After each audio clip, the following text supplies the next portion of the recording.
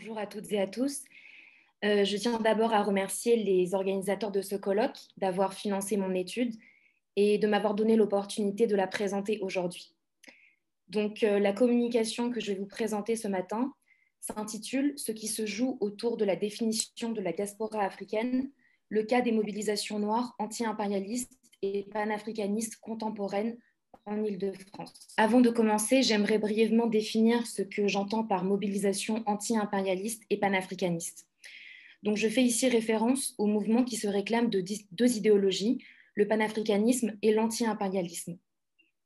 Si ces idéologies renvoient à différents sens selon les acteurs qui les emploient, on peut généralement définir l'anti-impérialisme comme l'idéologie selon laquelle le Sud global, dont l'Afrique, subirait des asymétries de pouvoir qui compromettraient sa souveraineté. Le panafricanisme renvoie quant à lui à un projet politique de renforcement de la solidarité et des échanges entre les pays et les populations d'Afrique. Donc cette communication a deux objectifs principaux. Le premier objectif est de montrer que l'étude des mobilisations anti-impérialistes et panafricanistes a un intérêt heuristique pour appréhender la diaspora africaine en France.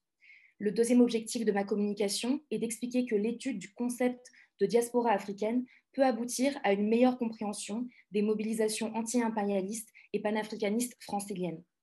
En effet, au sein de cet espace où les militants s'affichent unis dans la lutte, c'est à travers la manière dont ces militants définissent la diaspora africaine que l'on peut saisir les tensions à l'intérieur de ce milieu qui resterait sinon quasi invisible. Donc, dans un premier temps, j'aimerais donc montrer ce que l'étude des mobilisations anti-impérialistes et panafricanistes permet de révéler au sujet de la diaspora africaine. En effet, ceci est d'importance car ces mobilisations n'ont été que faiblement étudiées. Je souhaiterais donc d'abord rendre compte de leur invisibilité académique pour ensuite expliquer en quoi elles permettent de nous éclairer sur les enjeux de la définition de la diaspora africaine en France. Donc tout d'abord, on peut expliquer la quasi-absence académique de ce type de mobilisation par le faible développement du champ des Black Studies en France. En effet, ce n'est qu'à la fin des années 2000, suite à la réémergence de la race et de la question noire dans le débat public français, que Pape Ndiaye ouvre la brèche des Black Studies à la française avec son ouvrage La condition noire.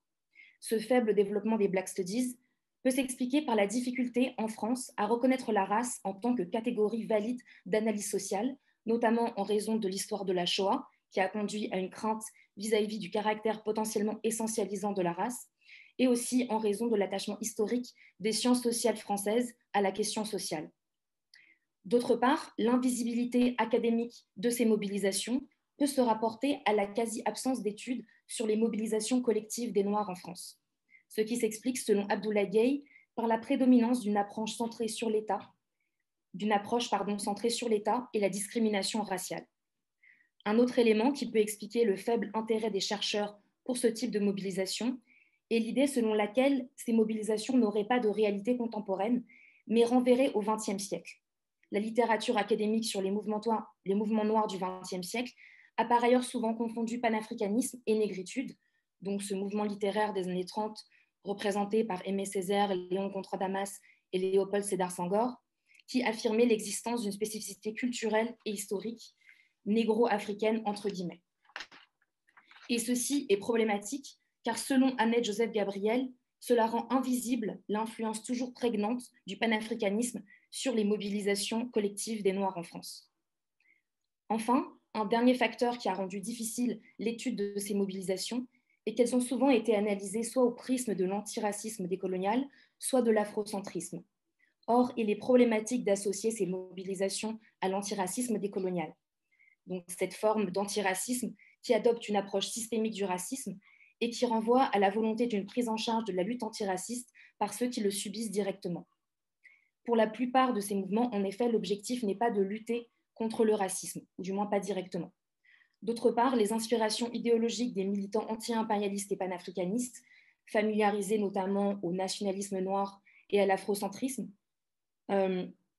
ces inspirations idéologiques se distinguent de celles des militants décoloniaux, qui sont plutôt familiarisés à la théorie décoloniale. En ce qui concerne l'afrocentrisme, donc ce courant de pensée qui a émergé dans les années 60 aux États-Unis pour lutter contre l'eurocentrisme et promouvoir un point de vue africain sur le monde, le problème est que les travaux ayant porté sur ce thème ont souvent pris la forme de pamphlets anti-afrocentristes au détriment d'études objectives. Sans compter que la catégorie d'afrocentrisme n'épuise pas la diversité des engagements anti-impérialistes et panafricanistes, dont certains s'opposent même à l'afrocentrisme. Donc je souhaiterais désormais montrer en quoi l'étude des mobilisations anti-impérialistes et panafricanistes permet de mieux appréhender la notion de diaspora africaine en France. J'aimerais ici expliquer que l'invisibilité académique de ces mobilisations peut se mettre en lien avec une tendance plus générale au sein de la littérature des Diaspora Studies et des Black Studies. En effet, l'approche hybride de la diaspora, dans le giron de Paul Gilroy et de son Atlantique noir, analyse la diaspora africaine au prisme des circulations, des connexions et des métissages. Mais, et c'est ce que notait Christine Chivaillon, le travers de cette approche est qu'elle exclut tout ce qui va à l'encontre de l'idée d'une diaspora africaine fondée sur le flux et l'hybridité. Ainsi, les mouvements afrocentristes et les nationalismes noirs sont de facto exclus de l'Atlantique noir, alors qu'ils sont pourtant essentiels à la compréhension des échanges idéologiques et matériels au sein de l'Atlantique noir. Dès lors, l'étude des mobilisations anti-impérialistes et panafricanistes présente un intérêt heuristique majeur. Elle permet de remettre les nationalismes, les afrocentrismes et les crispations identitaires au cœur de l'Atlantique noir, selon les termes d'Aterianus Owanga et Gedge. Elle permet d'insister sur la diversité et l'hétérogénéité des modes d'expression de la diaspora africaine qui sont sans cesse réinventés et renégociés entre Europe, Amérique et Afrique. Comme l'ont montré plusieurs chercheurs comme Harry Gordien, s'il ne s'agit pas de dire que les idéologies afrocentristes et nationalistes sont représentatives des modes d'identification de la diaspora africaine en France, il n'en demeure pas moins qu'elles correspondent, dans leur version souple, à un désir de revalorisation d'une identité négative bien présent en France. Cependant, dire cela ne signifie pas que les Noirs de France partagent tous les postulats liés à ces courants de pensée. Au contraire, ces idéologies aboutissent souvent à des bricolages où les idées afrocentristes et nationalistes sont reformulées pour donner un sens à des trajectoires personnelles complexes. C'est ainsi que l'étude de ces mobilisations permet de comprendre les enjeux de la définition de la diaspora africaine en France. Elle attire l'attention sur les deux écueils à éviter lorsqu'on évoque la diaspora africaine. D'une part, refuser le terme de diaspora pour contrer tout essentialisme et insister sur la diversité des populations noires. D'autre part, affirmer que la diaspora africaine est un groupe défini par une identité unique et homogène selon une approche afrocentriste. Ces mobilisations nous incitent donc à appréhender la diaspora en s'appuyant à la fois sur les catégorisations émiques et les catégorisations éthiques. En effet, l'étude de ces mobilisations ne peut se passer de l'usage du terme de diaspora, car elle est au cœur de ce type d'engagement. Mais si l'on ne peut tout à fait balayer l'idée de diaspora à laquelle ces militants se réfèrent, on ne peut pas non plus l'accepter comme un fait accompli. C'est ainsi qu'il est nécessaire de distinguer deux angles distincts. Sur le plan subjectif, la diaspora africaine renvoie à l'expression d'une forme de relation, c'est-à-dire un désir de connexion et de reconnaissance d'un partage d'éléments identitaires communs et non pas une condition existentielle de déplacement, selon Jacqueline Nassir Brown. Sur le plan subjectif, et je reprends ici la typologie de Tommy Shelby et l'approche de Papendiaï, la diaspora africaine peut s'exprimer tout autant sur le mode d'une identité épaisse que sur le mode d'une identité fine. Par exemple, l'approche de la diaspora de certains militants panafricanistes et anti-impérialistes s'exprime sur un mode identitaire épais, c'est-à-dire que la diaspora est pensée comme un groupe homogène fondé sur une culture, une histoire et des valeurs communes. Cette approche identitaire épaisse correspond donc à une appréhension subjective, une volonté personnelle de faire partie d'un ensemble transnational. Cependant, sur le plan objectif, la diaspora africaine en France ne peut s'analyser que sur le mode d'une identité fine, c'est-à-dire comme un ensemble hétéroclite de personnes aux trajectoires différentes, mais qui ont toutefois en commun le partage d'une expérience sociale, celle de l'inégalité et de la discrimination, pour reprendre les termes de Papendiaï. J'ai démontré que l'étude des mobilisations anti-impérialistes et panafricanistes permet d'éclairer les enjeux de la définition de la diaspora africaine en France. Je voudrais ici expliquer que l'étude de la manière dont ces militants conçoivent la diaspora africaine permet de mieux appréhender les significations et les objectifs qu'ils donnent à leur engagement. Le panafricanisme et l'anti-impérialisme sont deux idéologies fluides et flexibles, composées de différents concepts et de courants de pensée, parfois contradictoires, qui s'adaptent aux acteurs qui les emploient et au contexte dans lesquels ils sont nourris et appropriés. Donc, l'anti-impérialisme est une idéologie polysémique facilement appropriable qui renvoie par exemple au tiers-mondisme, mais aussi à l'antiglobalisme. De même, le panafricanisme est une idéologie hétérogène qui englobe notamment les nationalismes afro-américains, le pannégrisme et le transnationalisme noir. Ainsi, ce que j'aimerais montrer ici, c'est qu'étudier de manière précise les différentes significations que les militants donnent à la diaspora africaine permet de révéler les différences en termes de projets politiques qu'il existe au sein de cet espace et qui aboutissent à des conflits importants. C'est dans ce cadre que j'ai construit, à partir des dénominations émiques, deux catégories analytiques, les panafricanistes afrocentriques révolutionnaires, que j'appellerais afrocentriques pour simplifier, et les panafricanistes gradualistes. D'un côté, les panafricanistes afrocentriques considèrent la diaspora africaine sur un mode identitaire épais. Pour eux, la diaspora africaine désigne un peuple dispersé, défini par une essence africaine, avant tout caractérisé par un héritage noir, entre guillemets, originaire d'Égypte antique. La diaspora africaine renvoie pour eux à un groupe de personnes qui ont une identité commune qu'il s'agit de retrouver à l'échelle individuelle en se réafricanisant, selon l'expression de Pauline Gage. Un processus d'ailleurs qui emprunte à la spiritualité New Age. Ensuite, l'ensemble de ces reconnexions individuelles pourra s'agréger vers la libération de l'Afrique des forces impérialistes et mondialistes. L'identité africaine à laquelle est associée la diaspora africaine n'a donc pas pour les afrocentriques d'existence contemporaine. Étant donné qu'elle a été occultée par les Occidentaux et qu'elle l'est toujours, elle est à rechercher dans le passé de l'Égypte pharaonique noire. La diaspora africaine que conçoivent les afrocentriques ne concerne pas d'ailleurs uniquement les populations africaines et afrodescendantes à travers le monde, mais également l'ensemble des populations dites indigènes des Amériques, d'Asie et d'Océanie qui sont pensées comme originaires d'Afrique. À travers la manière dont les afrocentriques conçoivent la diaspora africaine, il est donc facile de comprendre que leurs projets panafricanistes se conçoivent comme une volonté de retrouver l'unité perdue de l'Égypte antique en abolissant les frontières actuelles des États-nations africains et en créant un État fédéral africain fondé sur l'héritage noir, entre guillemets. De même que leur lutte anti-impérialiste peut être largement résumée à l'idée selon laquelle pour libérer l'Afrique, il faut se libérer soi-même en ravivant la vraie identité africaine. De l'autre côté, les gradualistes pensent la diaspora africaine sur le mode d'une identité fine. Ils pensent la diaspora comme un groupe divers de ressortissants nationaux, caractérisés par des cultures ethniques régionales et nationales différentes, mais qui ont en commun une expérience issue de l'histoire de la colonisation, mais aussi du présent de la France-Afrique et de la discrimination suite à leur immigration en France. Au contraire des afrocentriques, les gradualistes ne pensent pas que la diaspora africaine doit retrouver la vraie identité africaine dans le passé.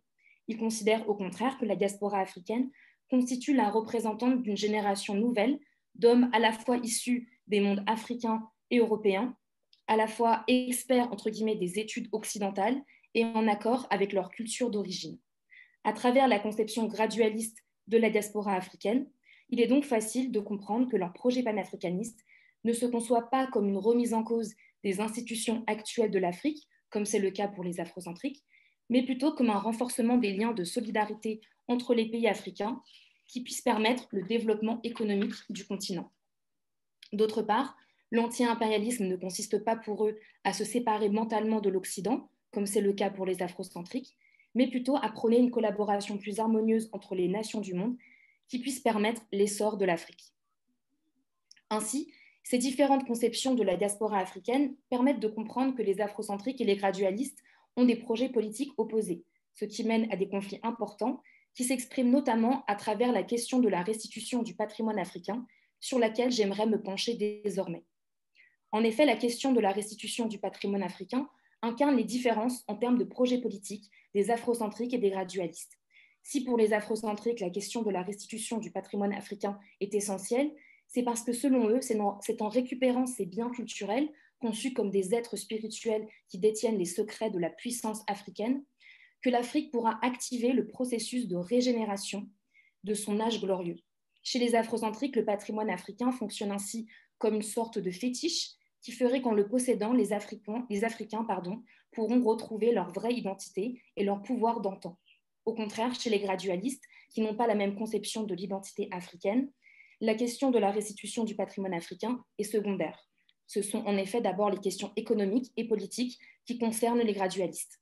Si bien que les gradualistes pensent que la restitution s'obtiendra à long terme, lorsque les pays africains auront développé les infrastructures et les compétences suffisantes pour conserver ce patrimoine. Ces différences en termes de projets politiques peuvent se lire aussi au prisme des modes d'action utilisés par les afrocentriques et les gradualistes, qui témoignent là aussi de deux conceptions opposées de la diaspora africaine. En effet, les modes d'action des afrocentriques, qui mobilisent la désobéissance civile, sont utilisés pour signifier que le rôle de la diaspora est de renverser le système, entre guillemets, qui opprime l'Afrique et les Noirs du monde entier. C'est pourquoi les afrocentriques mettent en place des opérations de restitution lors desquelles ils révèlent, lors de leur visite de musées européens, la vraie histoire de l'Afrique et l'identité africaine authentique, et parfois s'emparent des objets eux-mêmes. Au contraire, les gradualistes préfèrent utiliser des modes d'action légalistes qui renvoient l'image d'une diaspora africaine technique et rationnelle qui joue avec les règles établies. Pour conclure, dans cette communication, j'ai tenté d'articuler le concept de diaspora africaine à mon objet d'étude, c'est-à-dire les mobilisations anti-impérialistes et panafricanistes. J'ai ainsi essayé de montrer que l'étude de ces mobilisations nous permet d'appréhender la diaspora africaine sous un angle objectif, c'est-à-dire comme un groupe disparate, toutefois uni par l'expérience commune de la discrimination, et sous un angle subjectif, comme un désir d'appartenance à une communauté transnationale. D'autre part, j'ai souhaité expliquer que l'étude de la manière dont ces militants conçoivent la diaspora africaine permet de révéler les différences majeures en termes de projets politiques qu'il existe au sein de cet espace. Enfin, j'ai présenté la question de la restitution du patrimoine africain comme l'incarnation de deux conceptions distinctes de la diaspora africaine et donc de deux compréhensions antagonistes de la cause anti-impérialiste et panafricaniste. En tout cas, j'espère, à travers cette communication, avoir montré l'intérêt d'étudier ce type de mobilisation qui, si elles sont à la marge de la littérature académique, n'en demeurent pas moins essentielles à la compréhension de la diaspora africaine en France. Merci beaucoup pour votre attention. Good afternoon, everyone. I'm sorry that I'm giving a presentation in English. My French is pretty bad. I don't think you want to hear me presenting in English, in French. So I'm going to give a quick presentation on Nigerian experience in France. So I'm going to start by quickly introducing this, and then we can hopefully get into it. According to UNDESA Population Division, in 2019, there were approximately 6,000 Nigerians based in France. That's 20% of what the Nigerian ambassador to France estimates it to be. She suggests that there are about 30,000 Nigerians based there in France. This discrepancy is indicative of the gap in knowledge with respect to what we know about Nigerians here in France. Of course, there's an abundance of research investigating the experiences of Nigerian migrants across the world, many documenting their motivations, journeys, and integration in their host communities. However, I would argue that this can be broadly categorized into two broad categories. On the one hand, you have the experience of hyper-successful Nigerians who have integrated in the host communities and taken opportunities and have excelled incredibly well there. On the other hand, you have the accounts documenting the stories of economic migrants with unsettled status, living under the radar and committing illegal activities. Narrative about the first group is well reflected in countries like the United Kingdom and the United States, where there's a long-established Nigerian presence. But notably, the latter description is the most frequent type that we find in mainland Europe, in countries like Netherlands, Italy, and more recently in France. As one Nigerian academic puts it, the image of Nigeria and our lad, Nigerians, has increasingly become tied to asylum seeking, brain drain, human trafficking, and the violation of immigration rules through the forgery of passports and other travel documents. This presentation seeks to make a departure from this assessment and the status quo narratives about Nigerians in mainland Europe by exploring the experiences of middle-class Nigerians in France. The underlying objective of the exercise is to better understand the disparate stories of Nigerians living in France, since very little is known about this group. The stories being shared here was uncovered using a combination of secondary research as well as some primary research that relied upon literature review as well as some face-to-face interviews. The aim is to provide some insights into the experience of Nigerians who live in France. Given how pressed we are for time this afternoon, I know some of us are quite frankly hungry for lunch and may prefer to go and get coffee. So I'll keep this short. That means that I'm not going to offer a deep historical account. I'm going to quickly go into two of the interviews two of some of the interviews that I conducted, because I think they paint a good picture, which is essentially a broad categorization of the two types of middle-class Nigerians that I've come to meet whilst here in France. On the one hand, you have those whose parents moved here in the 1970s and 80s and have become part of the French infrastructure as well. And on the other hand, you have the recent arrivals who are starting to forge their own new experiences here in France. I'd like to start with the experience of a French-Nigerian doctor born to a Nigerian father and French-Caribbean mother as my first case study, because the uniqueness of a family's experience is worth deep consideration when discussing what it is like to be Nigerian in France. The experience of Eniola, that's not a real name, is inextricably attached to a father's aspiration to take up opportunity to study in France when the French government was given scholarships to Africans in the 70s and 80s. Eniola's father received funding to study architecture at Sorbonne University in Paris, followed by a PhD in urban planning. She explained that her father spoke no French when he arrived here in France, with two friends who are also Nigerian, who took up the opportunity presented to them by the French government. But they tried to assimilate in France by taking up French courses, trying to mix with French friends, and trying to sort of socialize there, just so they can gain the perspective of what it is like to be French, rather. Sorry. The circle of friends, however, was mostly made up of Nigerians like themselves. Eniola did, however, note that her father met a mother, a French-Caribbean woman, who'd lived in France since the age of 3, after moving from the Caribbean to take up education here and take up opportunities here in France. After the meeting, the two developed a relationship during which Eniola's father completed his doctorate. As soon as he finished his doctorate, they decided they had a child and decided to move to Nigeria without hesitation from Eniola's mother. She left her job as a jurist and took up a job as a teacher at a prestigious international school. Eniola's father parlayed his education here in France for an academic position in a leading university in Nigeria. Whilst they were there in Nigeria, they had 2 more children, Eniola and a younger sibling. At home, she had a uniquely Nigerian and French experience where, on the one hand, she was able to sort of assimilate the culture there by learning English, learning Yoruba, which was the local culture where she lived. But on the other hand, coming from having a French mother and family members who traveled to Nigeria with French staples, she was able to learn a bit more about a French heritage as well. So she spoke French and English. In 1996, the entire family, including Eniola's father, decided to move back to France because they wanted to be close to the family.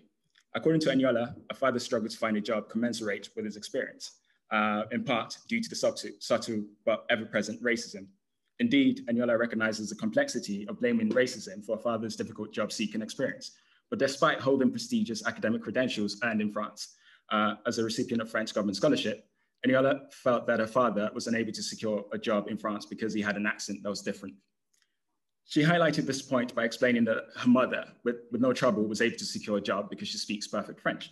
This interview elucidated another point which showed how interwoven Eniola's father's experience in France is interwoven into stereotypes about what it means to be French. According to Eniola, French people think that Black French Caribbean are more French than West African Caribbean. This is our own personal experience.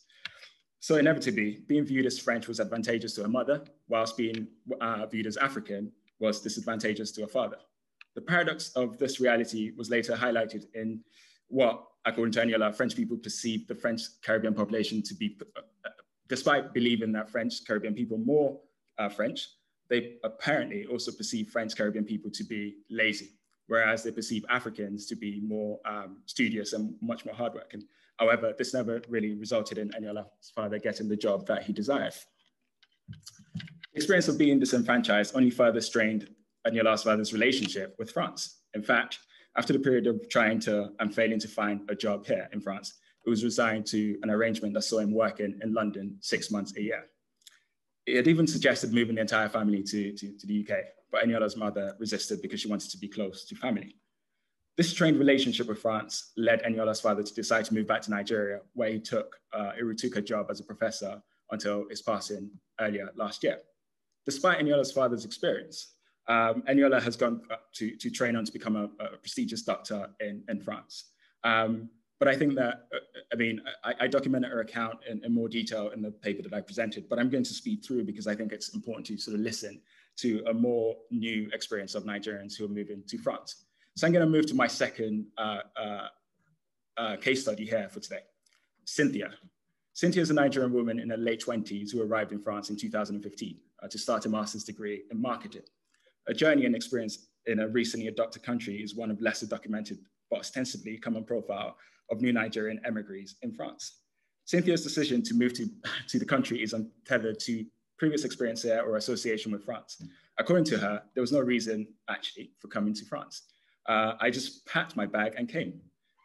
She thinks that other opportunities that exist are too basic, as she puts it, which means that the journey between Nigeria and other well-traveled routes like England, United States, the two common. So she was seeking something different.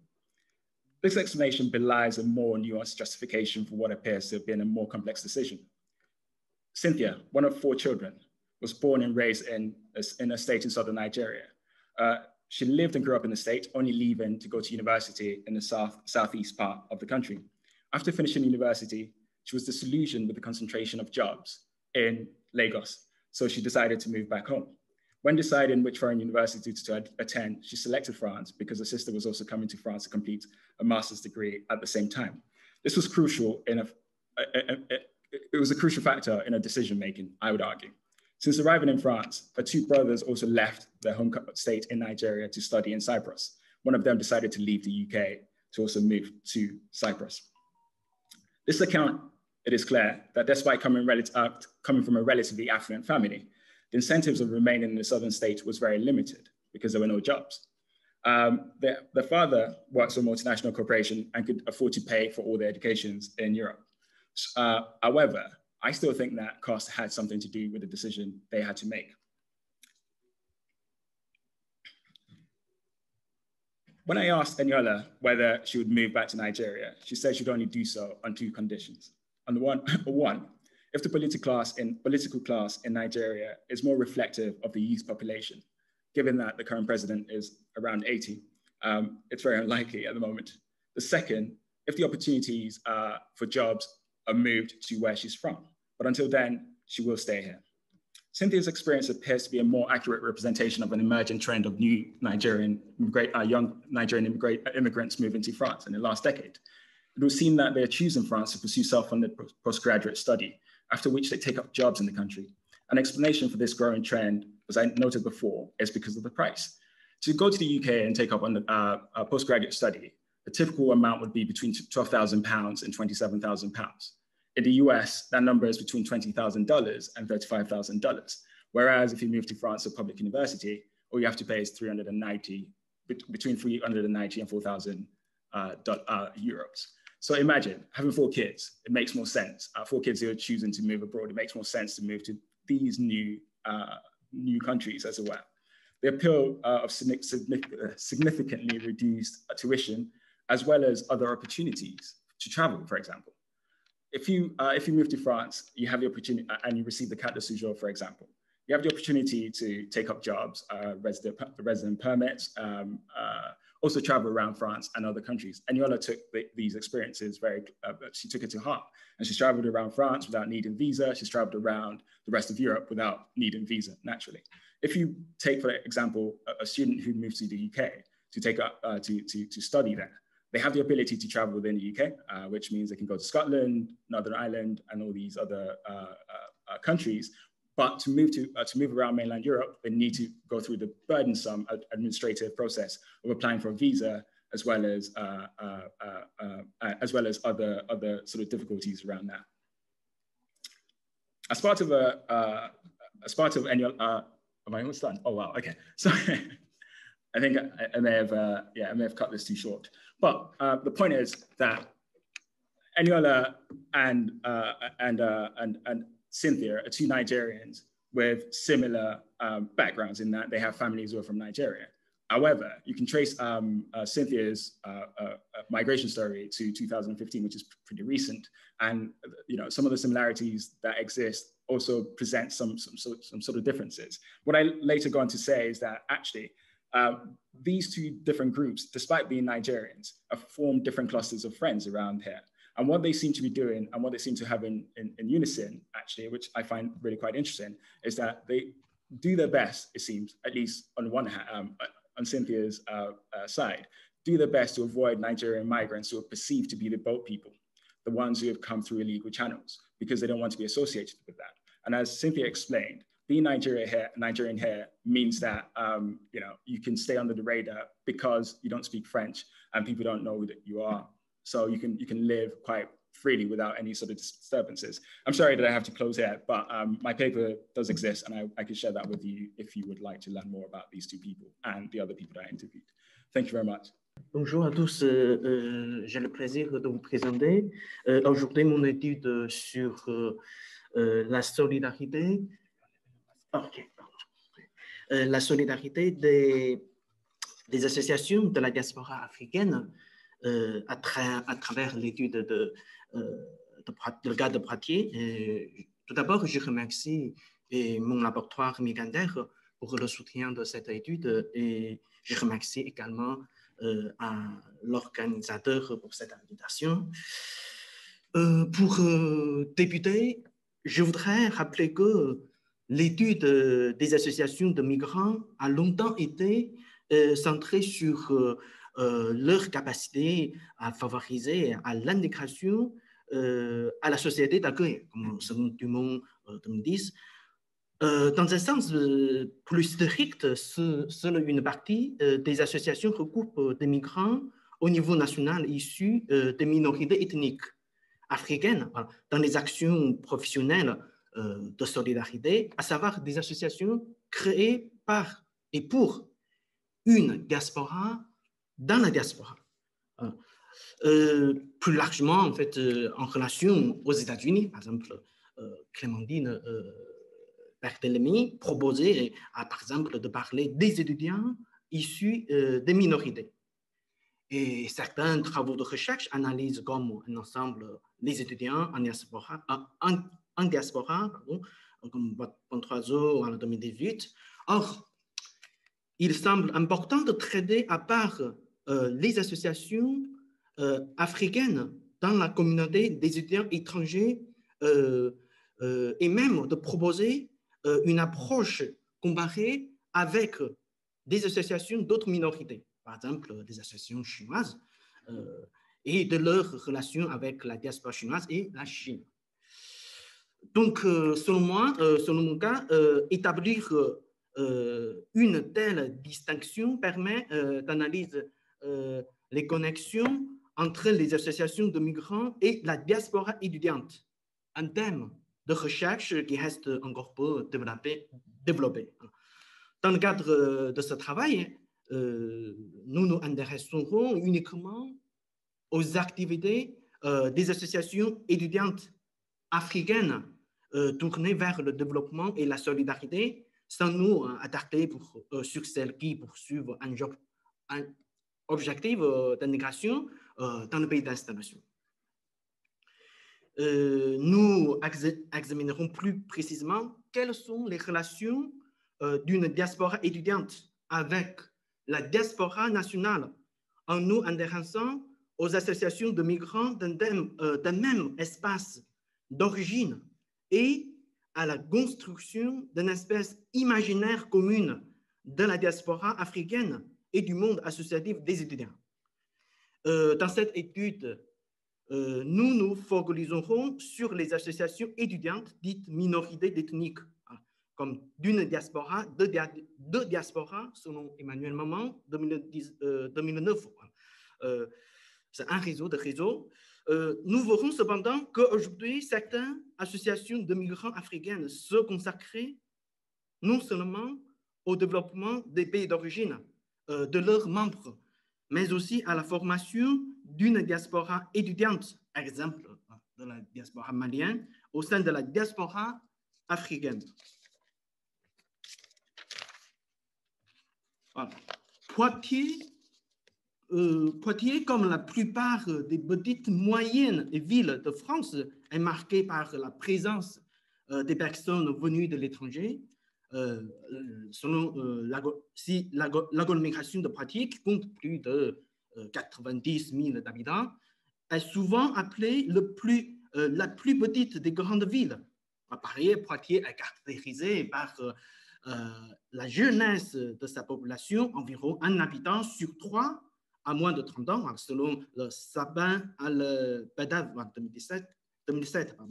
La ville est également caractérisée par une université importante et une forte population du nombre d'étudiants au regard de la population totale de la ville, près d'un appartement sur 4. Regarde les deux cartes, d'après le recensement de la population de 2016, 10 949 immigrés et 8 662 étrangers résidaient à Poitiers. Selon le recensement de 2016, les Africains, y compris maghrébins, représentent plus de 50% de la population d'origine étrangère. En ce qui concerne la répartition des étudiants de nationalité étrangère à l'Université de Poitiers, par exemple, et d'après le document officiel de l'annuaire de l'Université de Poitiers, on compte à la rentrée 2016 et 2017 15,59% d'étudiants originaires de 43 nationalités différentes. On constate que la population africaine, y compris maghrébin, représente près de 60% des étudiants d'origine étrangère à l'Université de Poitiers. De fait, notre étude concerne le groupe des étudiants africains à Poitiers et vise à démontrer que la solidarité d'une diaspora africaine dans une petite et moyenne ville est liée à l'organisation des associations issues de minorités ethniques qui servent une diaspora et accompagnent l'évolution des immigrants africains. Sur le plan de méthode, notre étude de terrain repose sur une enquête qualitative et une observation en ligne. Nous avons commencé une observation de terrain à la fin de l'année de 2019 et au sein d'un réseau interpersonnel d'étudiants africains et effectuer des entretiens ouverts et semi-actifs auprès des présidents d'un certain nombre d'associations africaines à partir de la fin de janvier 2020. Je rappelle à cette période, le Covid-19, ça commence. Et puis, nous avons ainsi rencontré l'association des stagiaires et des étudiants maliens de Poitiers, l'amicale des Béninois de Poitou-Charentes, ainsi que la mission d'accueil des étudiants venus d'ailleurs, Maëva. Selon mon cas, en fait, nous rappelons que ces associations étudiantes sont activées dans la diaspora africaine au sens large, bien qu'ayant été créées à l'initiative principalement des étudiants africains à Poitiers. OK. Alors, les associations, selon mon cas, de la diaspora africaine, peut être divisées en plusieurs catégories. Les associations universelles, comme droit du monde, souvent au nom de l'appartenance au continent d'Afrique ou au monde étranger, vise principalement à créer une solidarité internationale entre différents membres du monde d'origine, comme comprendre. Et puis les associations, deuxième catégorie, c'est les associations géographiques créées sur la base d'une zone géographique d'origine commune. Et puis troisième catégorie, c'est les associations professionnelles. Sont des associations créées en fonction de métiers de migrants. Nous n'avons qu'étudié les deux dernières catégories. Avec cette étude, nous avons dénombré en 2020 plus d'une dizaine d'associations créées par des étudiants africains. Voilà le tableau 1, annexe, désolé, c'est un peu très petit. Désolé. Et puis, ce type d'association donne principalement de promouvoir la culture et les arts de pays d'origine. Nous rappelons qu'il existe également des associations issues des migrants d'Asie et d'Amérique latine à Poitiers qui, d'après mon observation, sont actuellement moins dynamiques. Voilà. Dans le cadre de cette étude, une association en particulier a été sélectionnée pour mener une analyse plus poussée. C'est l'association des stagiaires des étudiants de Maliens de Poitiers.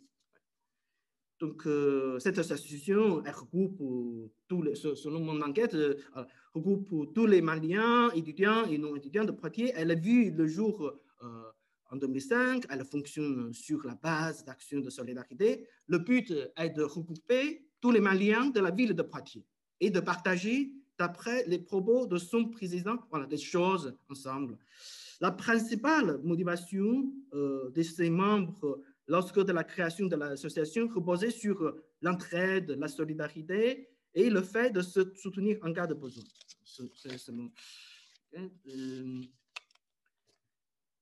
Et aujourd'hui, je vais aller plus rapidement. Ouais.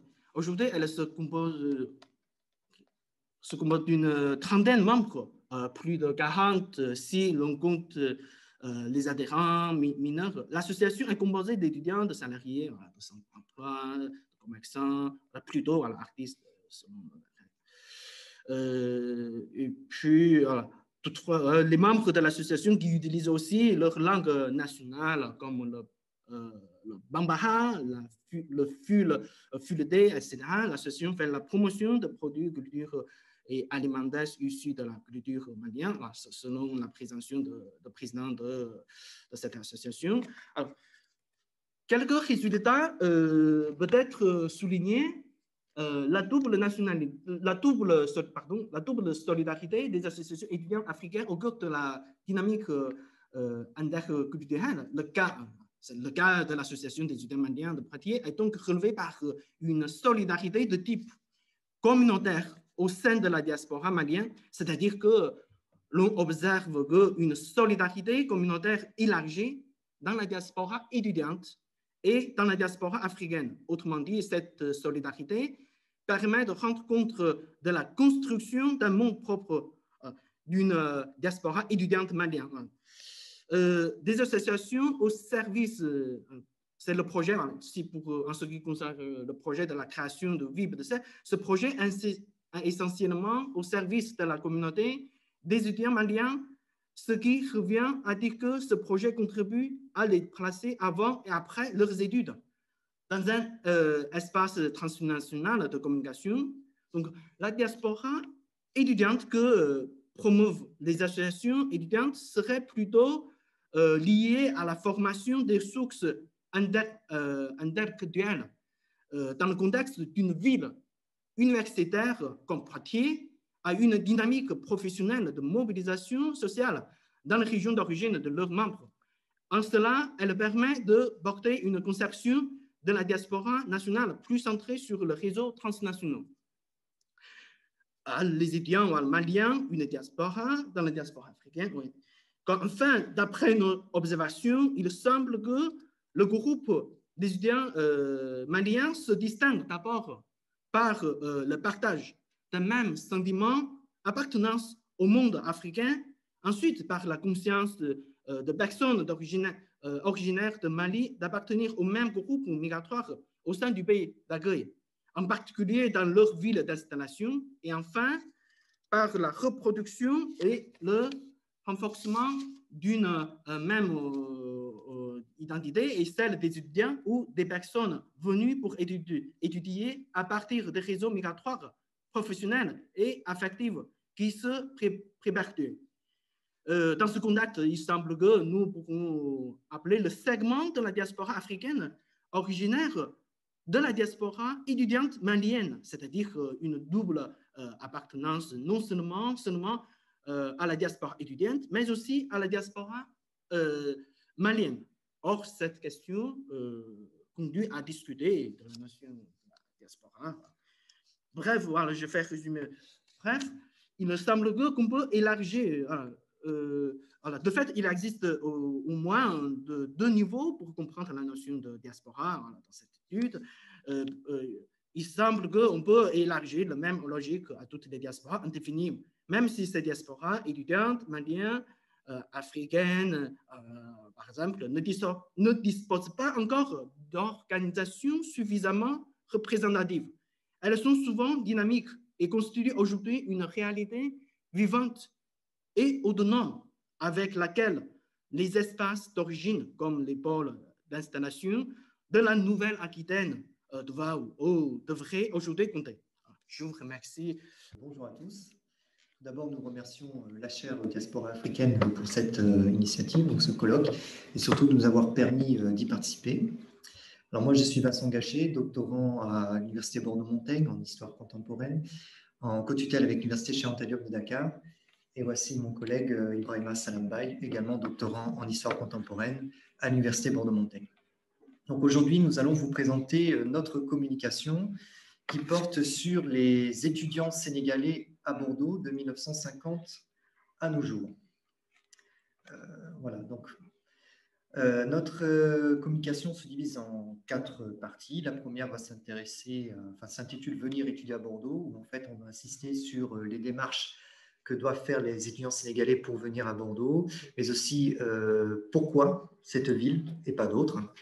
En deuxième partie, être étudiant à Bordeaux, nous allons évoquer les difficultés auxquelles ils sont confrontés et aussi nous allons parler de l'association bordelaise des étudiants et sympathisants sénégalais, le rôle qu'elle joue justement pour essayer de résoudre leurs difficultés. En troisième partie, partir ou rester, donc c'est la question que tous les étudiants sénégalais et pas seulement l'ensemble des étudiants étrangers finalement se posent quand ils arrivent en France, même parfois avant de venir. Et enfin, en quatrième partie, nous allons parler d'un sujet beaucoup plus actuel avec les effets de la Covid-19 sur les étudiants sénégalais. Donc, en guise d'introduction, on a plutôt insisté sur les relations historiques qu'il y a entre Bordeaux et le Sénégal, donc qui sont des relations relativement anciennes. On ne va pas rentrer dans les détails, hein. J'ai mis traite négrière, négociation, colonisation, parce que ça risque d'être un peu long.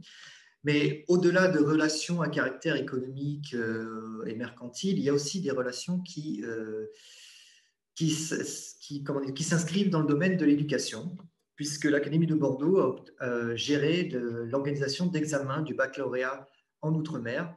Et à partir de 1926, c'est au Sénégal que l'Académie de Bordeaux a obtenu la gestion des examens du brevet de capacité coloniale, qui deviendra donc baccalauréat à partir de 1944. Aussi, le 6 avril 1950 est créé l'Institut des hautes études de Dakar, qui est un premier établissement d'enseignement supérieur en Afrique noire française. C'est en fait une phase d'expérimentation avant d'aller vers une université proprement dite. D'ailleurs, l'Université de Dakar verra le jour en 1957. Et donc, cet institut était placé sous la tutelle des académies de Paris et surtout de Bordeaux, qui jouaient un rôle beaucoup plus important.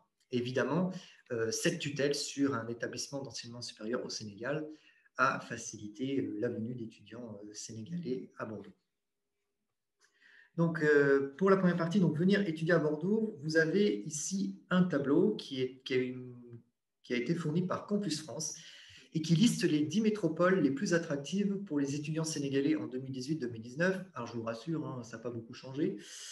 Bordeaux arrive en 5e position avec 479 étudiants, soit 4% des effectifs. Donc, juste derrière Paris, Lyon, Marseille, Montpellier. Donc, pourquoi Bordeaux 5e, ce qui veut dire que la ville attire. Alors, pourquoi cette ville attire autant les étudiants sénégalais? Nous leur avons posé directement la question à travers un questionnaire en ligne que nous leur avons envoyé. Et nous avons eu que 25 étudiants qui ont bien voulu répondre, mais bon, ça donne quand même une idée. Et parmi les questions qu'on leur a posées, évidemment, celle du choix de Bordeaux. Et donc, pour 48% des étudiants sénégalais, Bordeaux est une bonne ville en quelque sorte pour étudier parce que la formation est de qualité. Et pour 16% d'entre eux, il est plus facile pour trouver un job.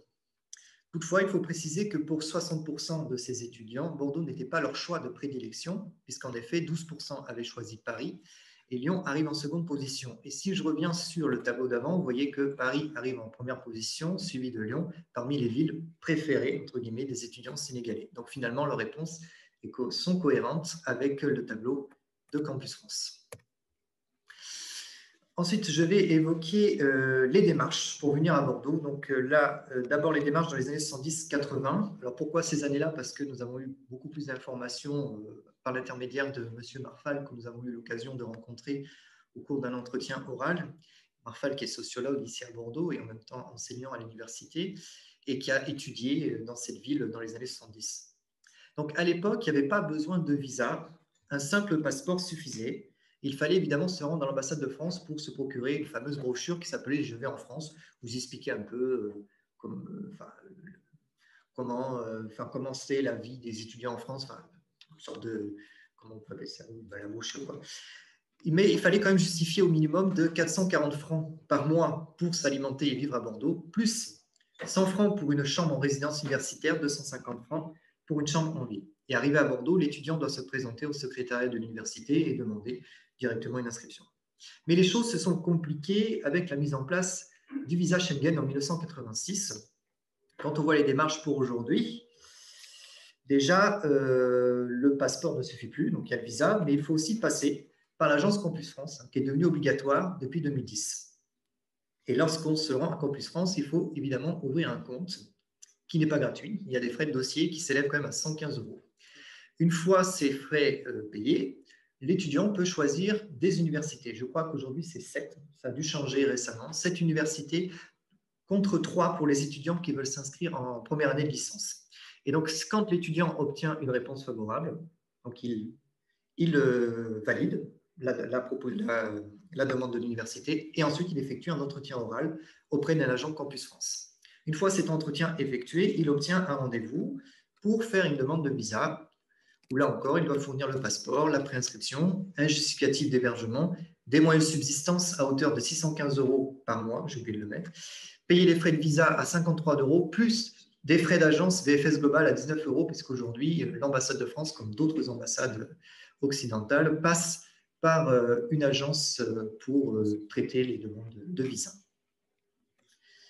Je laisse la parole à M. Baye. Merci beaucoup, Vincent, pour cette présentation. Comme le temps nous est compté, je vais plus mettre le focus sur l'aspect social, pédagogique et administratif.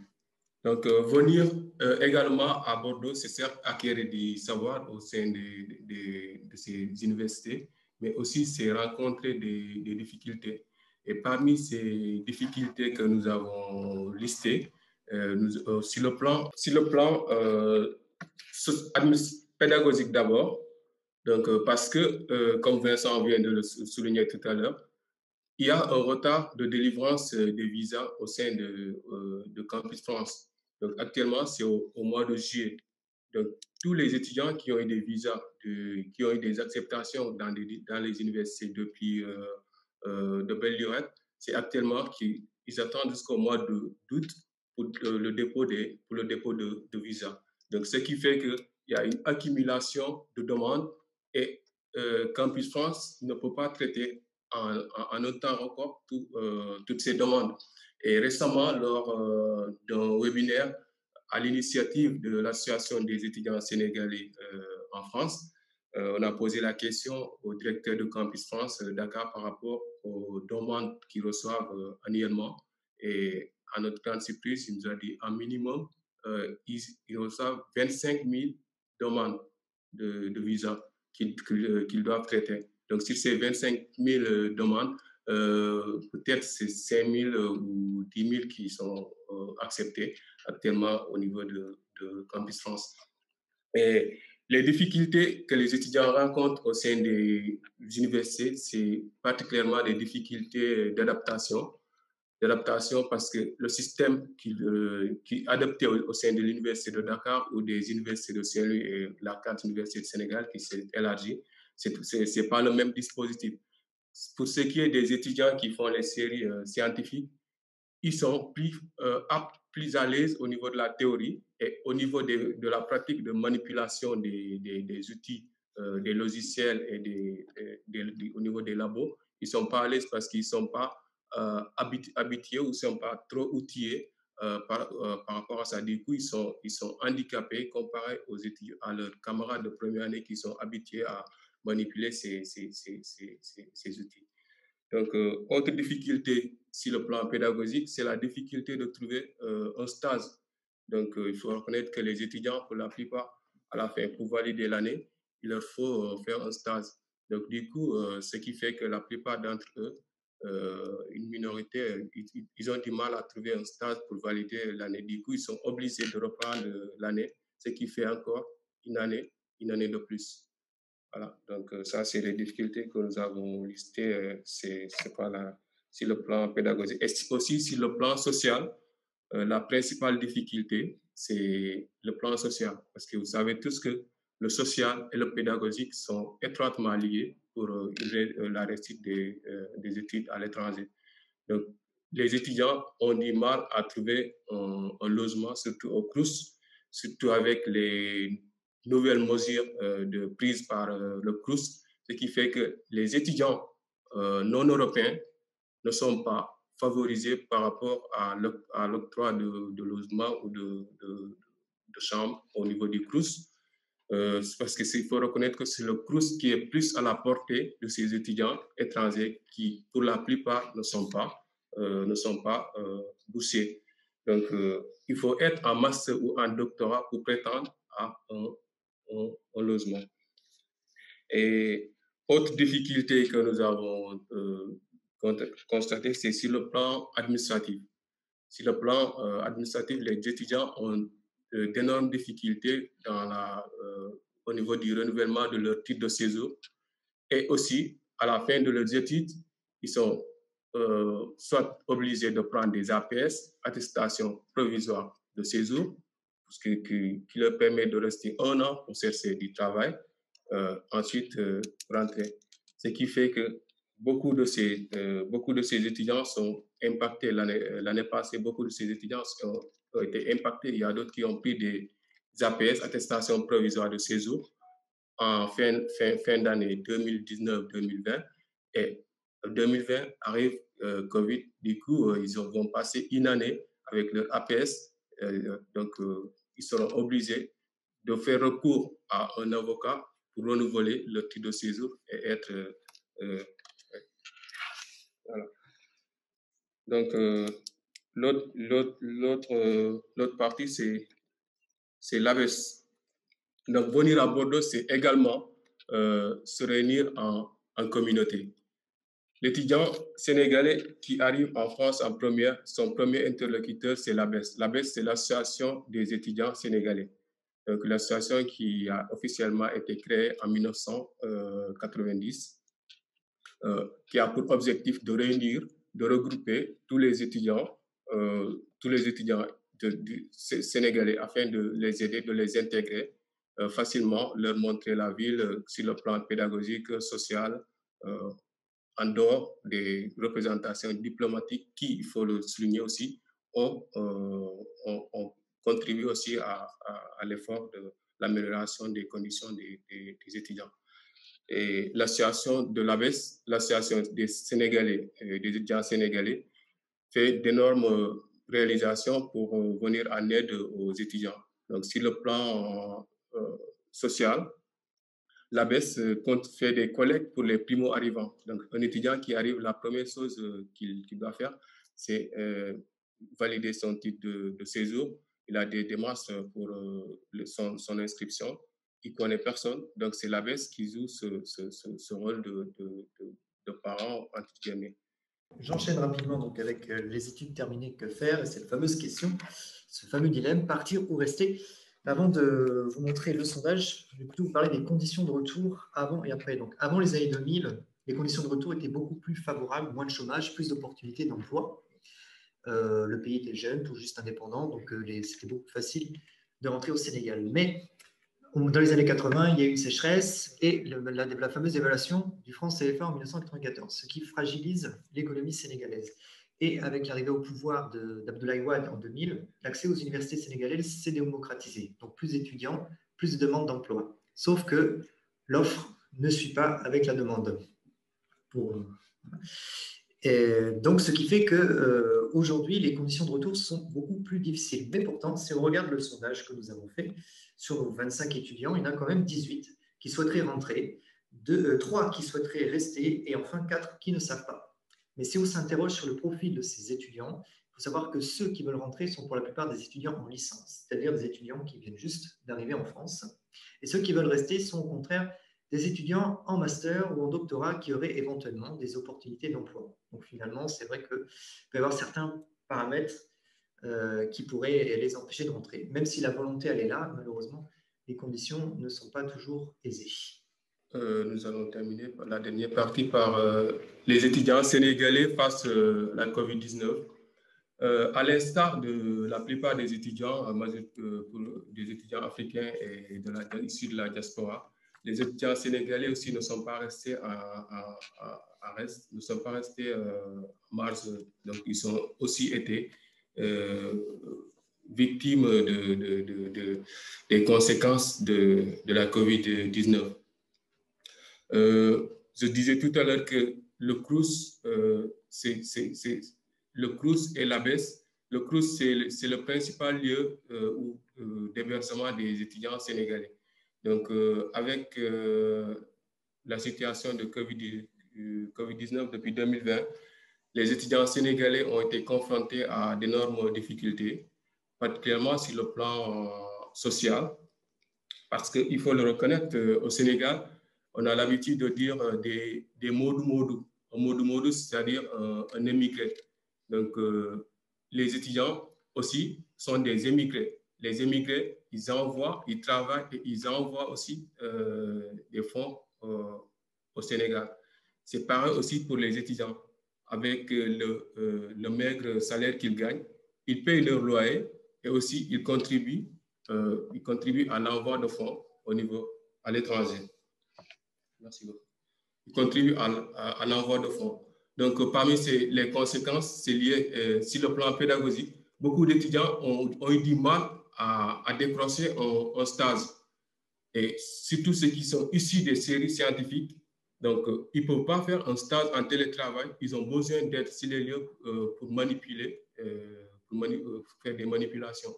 Et beaucoup d'étudiants ont raté l'occasion de décrocher des thèses financées, surtout en sciences, à cause de la situation de Covid.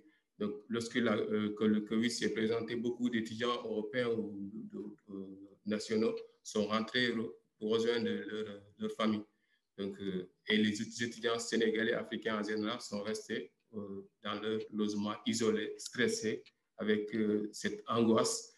Et avec cette situation, un esprit de solidarité, un élan de solidarité s'est installé au sein de l'étudiant. Les étudiants ont pas mal réalisé des activités de solidarité pour venir en aide à leurs confrères.